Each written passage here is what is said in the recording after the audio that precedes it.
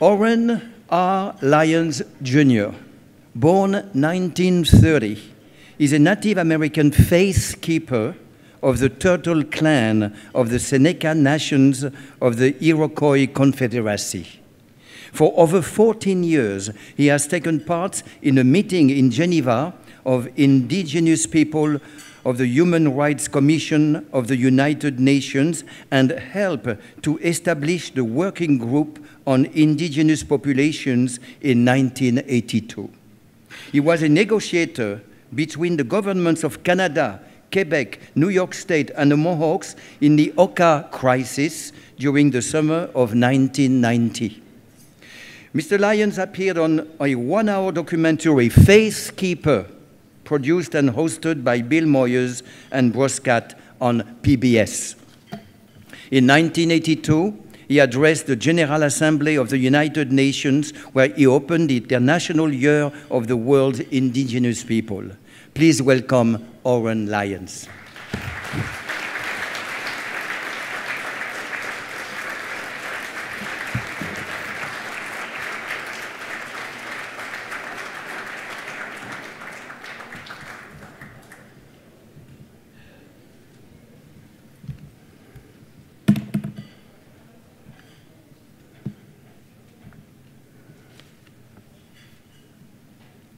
Well now,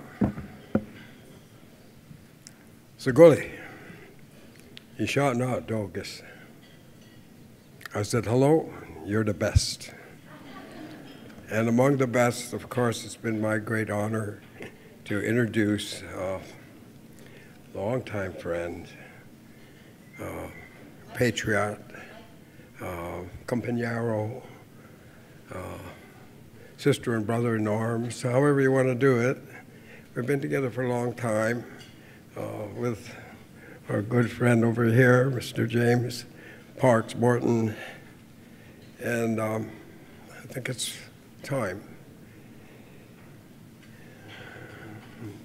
She began her work in civil rights. Civil rights when they were just beginning, and she's always been, of course, promoting the rights of women and the rights of, and she, in the course of civil rights, moved into human rights. And in that discussion, to our advantage, and our advantage being indigenous people, she picked up our cause and she began to work. She began to, can you hear me? She began to work with us and along with Jim. And during that time, we're very, I would say, extremely active times for Native people in America. I'm talking about the 80s and the 70s. In the 60s. And during that time, we didn't have many supporters. And so from the side of Ann, who brought a whole different perspective with her, and from the side of Jim, who brought a whole different perspective with him, and myself, who brought the side of the indigenous people, our collaboration was productive, to say the least. And for us, it brought relief. It brought some sense of support. I would say that for America, you just don't know who we are. You've never been taught in your schools.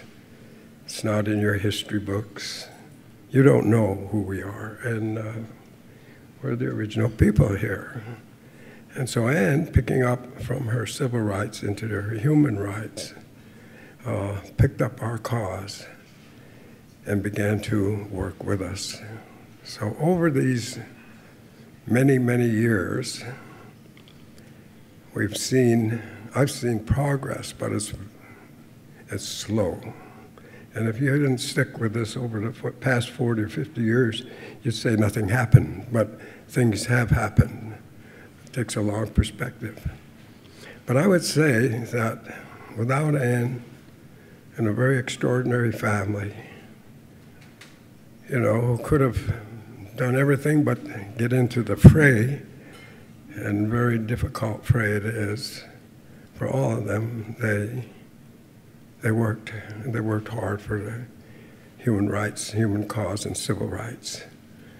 And so from the perspective of the indigenous peoples, and from the Haudenosaunee, from our Chiefs Council, and from around the world, these indigenous people struggling today, and the odds are growing.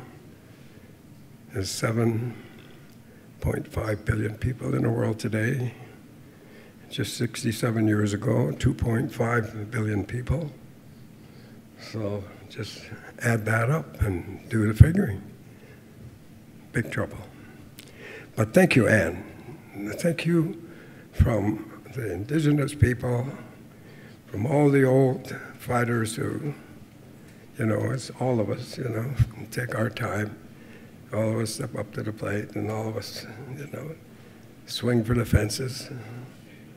And Ann's probably hit a lot of home runs for us. So Ann, I want to thank you from the indigenous people and from the issues of civil rights and from the issues of human rights. Your work has been very, very powerful. Thank you.